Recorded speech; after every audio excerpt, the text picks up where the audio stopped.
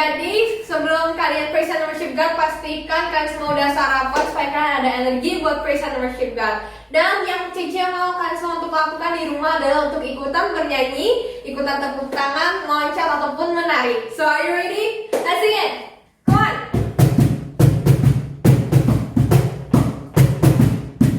Everybody march.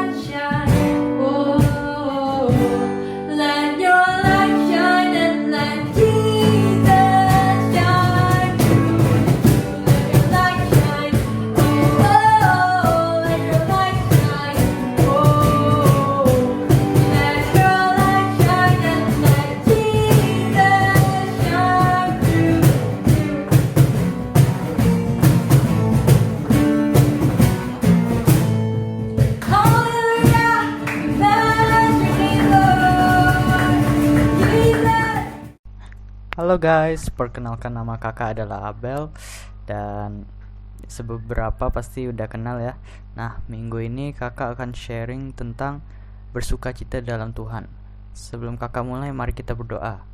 Tuhan Yesus, sekarang kita mau mendengar firman Tuhan. Berikan anak-anak ini yang mendengar untuk bisa mengerti firman Engkau Tuhan, supaya berikan mereka perlindungan bagi mereka Tuhan. Terima kasih Tuhan Yesus, haleluya, amin. Just to remind you guys, kita harus tetap cuci tangan, social distancing, dan selalu makan yang sehat. Nah, mari baca di Matius 26 ayat 41. Kakak yang bacain ya. Matius 26 ayat 41.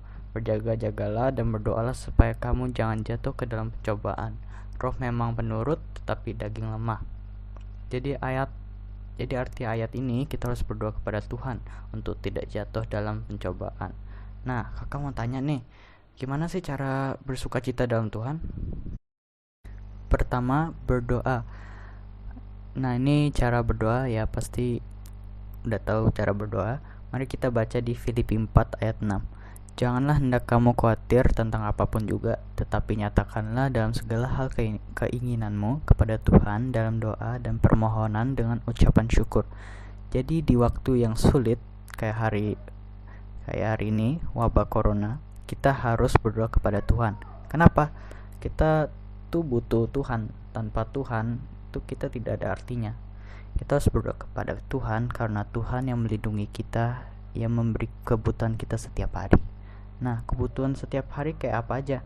Seperti nafas, Tuhan memberikan nafas, makanan yang disiapin orang tua. Kedua, kita harus mengucap syukur. Nah, mengucap syukur tuh kayak apa sih? Kayak kalian diberi hadiah saat ulang tahun, dan kalian bilang terima kasih, itu udah mengucapkan syukur. Walaupun nggak dapat hadiah, kalian juga harus mengucap syukur.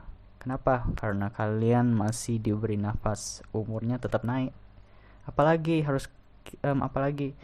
kita mengucap syukur dapat makanan, minuman, pakaian, dan yang lain. Mari baca di ayat yang sama, yaitu Filipi 4 ayat 6.